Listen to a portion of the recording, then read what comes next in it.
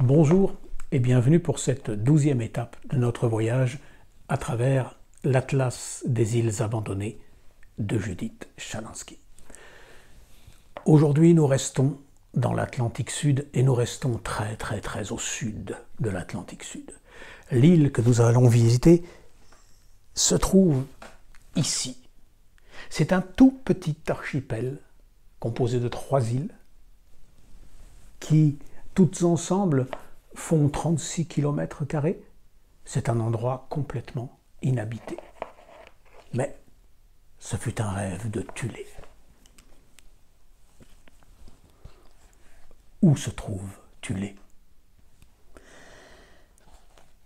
Au bout de toutes les extrémités. Au cercle polaire.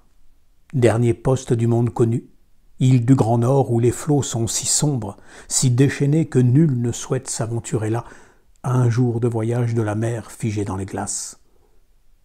C'est vers le sud que part le 2e voyage du capitaine Cook.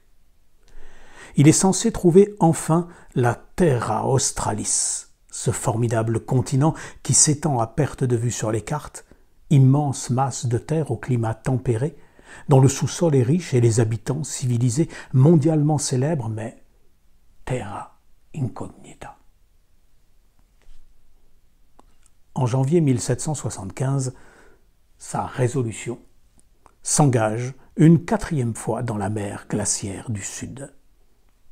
Mais une fois de plus, les immenses successions de plaques et les blocs de glace éparses les contraignent à rebrousser chemin, et tout le monde se réjouit à bord quand ils remettent le cap au nord et quelques milles au-delà du 60e degré de latitude sud.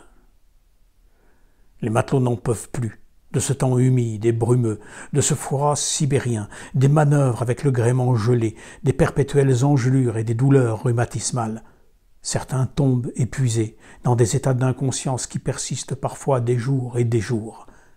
Ils atteignent soudain une terre gelée aux récifs noirs, abrupte, trouée de grottes, aux voûtes jonchées de crapauds de mer et aux pieds fouettés de vagues furieuses. D'épais nuages dissimulent les montagnes dont seul émerge un sommet neigeux d'au moins 2000 mètres de hauteur.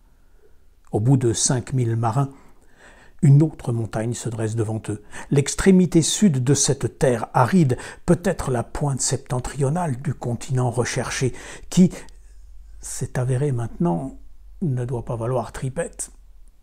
Une terre de restes de névé et de glaces éternelles, triste, froide, terrible.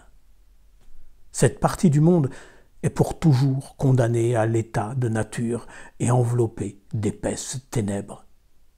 Ici se trouve la nouvelle Thulé, la 2e extrémité du monde connu. À demain.